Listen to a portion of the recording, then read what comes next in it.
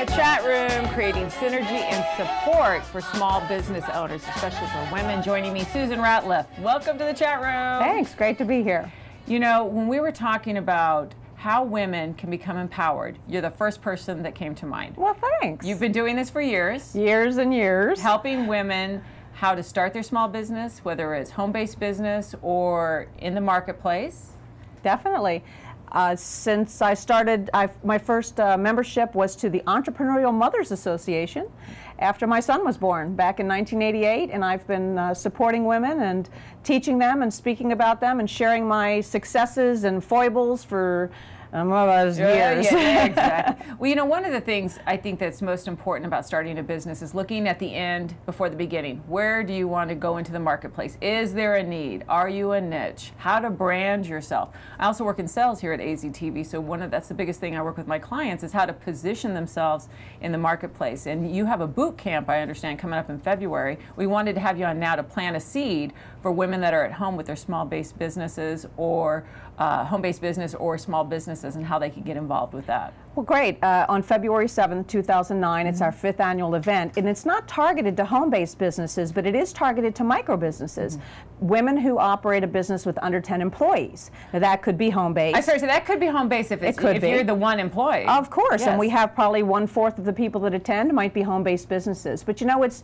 for the companies who want to stay close-knit to their employees. They're not looking for a multi-billion-dollar company. They want to stay in touch with the street, the marketplace, and be able to be in tune with what they're selling, what they're doing, and not get lost in management. Right, you know? And that's a huge revenue contributor to our community. Well, you know, statistically, 96% of the small businesses in Arizona are under 10 employees. Right. Yeah, they're small companies. And you know, when you're competing with the big boys, you need to, you know, the big boys seem to be able to get out ahead fast, but that's because they know things like branding.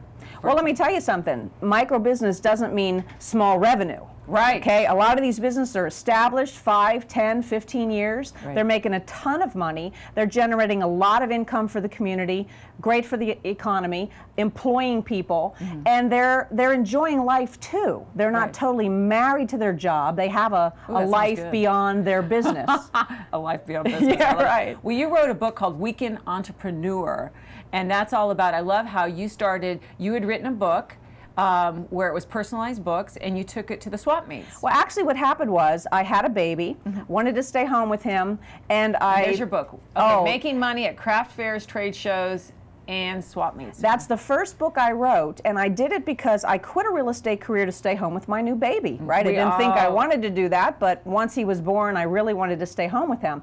So I was flipping through Entrepreneur magazine one day, and I came across a business opportunity that would allow me to stay home with my son, but still start a little business. Personalized children's books. I don't know if you've ever seen them in the mall. Yes. The kids' names in the story, family and friends. Do you know you can make those books in 4 minutes on a computer? You print out the pages with all the kids' information in it, bind the book in 4 minutes, and can hand it to the customer. Yes. So I started doing swap meets. I remember the first one was in the parking lot of a lady's backyard. She had about 60 exhibitors. I made $1,000 that weekend, and I carted my books. Because we love our children. Well, my son was in his playpen for that first one, and people would come over to see the baby, and then I'd end up selling them the kids' books. Right. So that turned into gigs in Target. I got into all 5 price clubs, which was now Costco, and did that for 6 years. Stayed home with him during the week and worked on the weekends at trade shows, and then I put what I knew down into the computer every night, my experiences, my mistakes, and it ended up being my first book, How to Be a Weekend Entrepreneur. I actually have one of those books for each one of my children. Do you? It was their grandparents that were at a swap meet. I'm interested. They were down in Sierra Vista, so I'm wondering if that could have been. Could have been. I was the first distributor in the country. It was to Gregory do, Goes to do that. Fishing, Excuse me. my oldest son. That sounds His great. fishing trip, and then you just put his name in there. It's a keepsake. I mean, you'll keep that thing forever. Yeah, he's for 20 sure. now, Oh so my gosh. it's been a while. Well, that's my first book. I've written 4 books, and love teaching others about my experiences and how I've made success and how I've made mistakes. And What would you say to women that are at home right now? And you know, everybody's been given a special gift or talent. And I always say, just look at what's in your hands, because that's how you can start your business. You look for a need in the marketplace, you have some gift or talent to contribute, and then how do you build that into a business? That's so much like how many of us started. We have a passion, we have a talent, and I think the key to success is to do a little market research. Yes. You know, my market research was calling a few friends and saying, hey, if I sold this book with your kid's name in it, would you be willing to buy it? And how much would you be willing to pay for it? And then once I got that feedback, I decided to make that investment to buy that. But there's people who are so talented, artists, jewelry people, people who know numbers and can do financials, bookkeeping at home to allow you to huge. Services that women can offer. As a professional speaker, I could always use someone virtual to do my booking, my speaking engagements and doing my bookkeeping at their home. I'd love to support a mom, you know, who wants to stay home with her child but still wants that income and that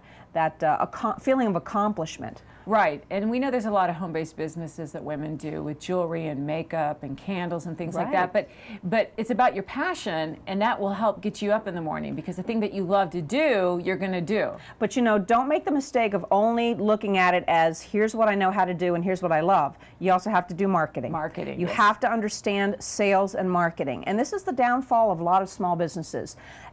Or businesses in general. They go involving themselves with their passion and product, but then they run out of money by the time it gets to making their brochure and putting in some ads in the newspaper and doing some email marketing. So the key to success in a business is to find something you love to do, because if we all have to work, we might as well be enjoying it when we're doing it. Right. But design a plan for marketing and selling your product. That's good. Well, that's one thing you can learn at the boot camp. That's what I was going to say. At the boot camp, there's things about media, and that is the biggest thing, is marketing, because if people don't know you're out there or you have a product or service, how are they going to contact you? Well, the reason I started the Women Entrepreneur Small Business Boot Camp was to have practical, tactical tips and tools small business owners could learn and then immediately implement the next day at their business. And you have experts in the field in different things, whether it's TV, radio, or print, that are going to be there. Absolutely. We have an actual Meet the Media panel discussion towards the end of the day, and all sorts of speakers. We have 9 workshop presenters and 2 keynote speakers talking on business topics like marketing, branding, selling, technology, all of those things that will help you grow and build a business. And what about business plans? Those are huge. Actually, I don't have anybody speaking. Oh yeah, I have someone from the Small Business Development Center who will help you get started up in a business. And there's a lot of different facilitators out there that are in place to help women in small businesses. Well, to be honest with you, I'm involved with the Arizona Small Business Association, the Scottsdale and Phoenix Chamber of Commerce. Those organizations have free sessions that people can go to and hear great speakers and learn a lot about, you know, social networking, how to make a brochure, and all of those sorts of things free. Yeah, I think you've encouraged and inspired a lot of women out there, especially those that want to stay home with their child. And I understand that you said you nursed your son. I did. I certainly did. We're going to be doing a segment next with Shannon on breastfeeding. I would love for you to stay. Making a difference in breastfeeding for moms next on the chat room. That's good. Thanks. We're going to take She's my favorite girl. You only get one, you only